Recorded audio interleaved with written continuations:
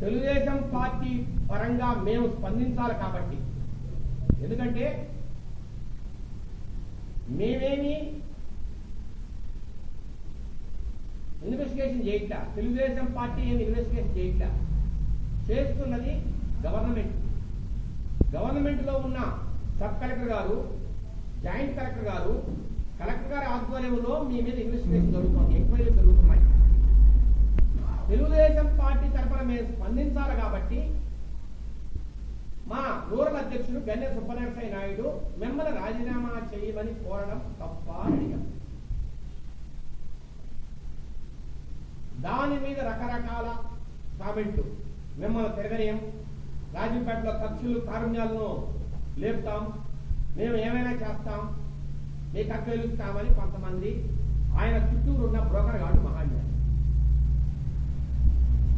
ఆయన ఇంటిలో చోరు బియ్యం అన్నం తినేవాళ్ళు, ఆయన ఇంటిలో గుర్రాలకు దాణా వేసేవాళ్ళు, ఆయన కారు వస్తే డోర్ తీసి నమస్కారం పెట్టే వాళ్ళందరినీ నాయకులను చేసి, వాళ్ళందరికీ జగన్మోహన్ దయ వల్ల ప్రతి ఒక్కరికి ఒక విభాగానికి కన్వీనర్లను చేసి, వాళ్ళంతా పెద్ద జాతీయ నాయకుల్లాగా ఫీల్ అయిపోయి వాళ్ళందరూ ప్రెస్ మీట్లు పెడితే ఈడెవడో చాతనాడు ఉంటాడు, ఈడెవడో భయపడి పారిపోతాడని మీరు అనుకుంటే అది మీ డ్రీమ్, కళ. ఏమంటారు? కళ. అర్ధరాత్రి కూడా కలగని మీరు ఆలోచించుకోవాలి తప్పితే మీకు భయపడేవాడు ఇక్కడ తెలుగుదేశం పార్టీలో ఎవ్వడూ లేడు. మరి ముఖ్యంగా మేడాలు చేసేటది. మేము ప్రజల తరఫున రాజకీయాలు చేస్తున్నాం, ప్రజల తరఫున పోరాడుతున్నాం. మేము ప్రజా శ్రేయస్సు కోసమే రాజకీయాలకు వచ్చాం. మేము ఏం మాట్లాడినా దానికి మేమేదో తప్పులు చేసినట్టు, మేమేదో రౌడీజం చేసినట్టు, లేదంటే మేమేదో గత గవర్నమెంట్లో అన్యాయం చేసినట్టు మీరు కొన్ని మాట్లాడుతున్నారు. ప్రతి వాటికి సమాధానం చెప్తాం, మాకు అభ్యంతరం లేదు. కానీ మాకు అభ్యంతరం వల్ల ఒకటే, మీ దగ్గర ఉన్న 10 మంది ఏదో మీ స్థాయి ఏదో పెద్ద గొప్పదని మీరంటా, అదేదో వైకాపా పార్టీకి ఆయన ఫౌండర్ అంట.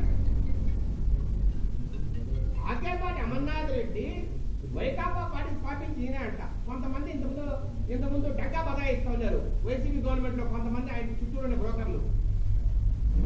ఆయన ఫౌండర్ మెంబర్ అని, ఈయనే జగన్మోహన్ గారికి సలహా ఇచ్చారని పార్టీ పెట్టమని, ఏం లేకపోతే జగన్మోహన్ భయపడిపోయి పార్టీ పెట్టకుండా కాంగ్రెస్ లో కలిపేసేవాడని కొంతమంది మాడేవారు.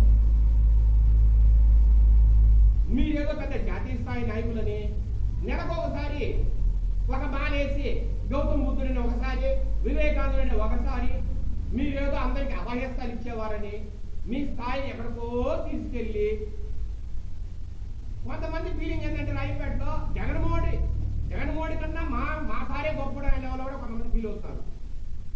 ఇక్కడ గొప్ప విషయం ఒకటి ఏంటంటే, అలాంటి వ్యక్తులు తయారు చేయడంలో మీరు చాలా గొప్ప వ్యక్తి. సైకోయిజాన్ని వాళ్ళలో ప్రవేశపెట్టి మీ చుట్టూరు ఉన్న వ్యక్తుల్లో వాళ్ళని సైకోలుగా మార్చి మీ భజన చేయించడంలో మీరు చాలా గొప్ప వ్యక్తి, అది ఒప్పుకుంటారు. అక్కడ మీ స్థాయి గొప్ప. మీ స్థాయి గురించి, మా స్థాయి గురించి నేను మాట్లాడారు కొంతమంది. మేము చాలా నార్మల్ వ్యక్తులం, రైతు కుటుంబం నుంచి వచ్చిన వాళ్ళం, మేడా వాళ్ళం, రైతు కుటుంబానికి వచ్చిన వాళ్ళం. మేము ఎప్పుడు స్థాయి గురించి మాట్లాడేవాళ్ళం కాదు. మా పెదనాయన కొడుకు మేడా మల్లికారెడ్డి 2 సార్లు ఎమ్మెల్యేగా ఉన్నాడు ఈ రాజంపేటకి. ఆయన కూడా నేను సపోర్ట్ చేసి భీకరంగా తిరిగాను. ఆయన కూడా 10 సంవత్సరాలు ఆయన సత్తా కాడికి ప్రజలు సేవ చేశాడు. కానీ మేము ఎప్పుడు మా స్థాయి గురించి మాట్లాడుకోవాలి. నేను ఇదే రాజంపేట కన్నా ముందర పీలేలో రాజకీయం చేశాను. ఇప్పటికి 4 ఎమ్మెల్యే ఎలక్షన్ చేశాను.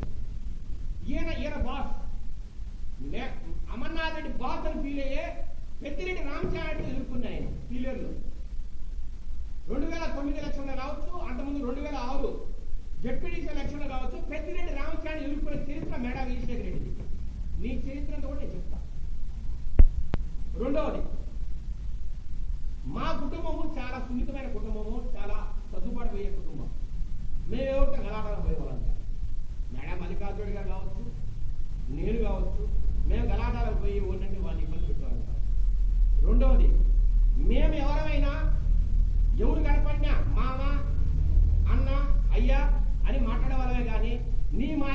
బరిదిగించి ఏంద్రా కొడక వాడోడు ఈడోడు ఒరే మేము మాట అది నీ స్థాయి.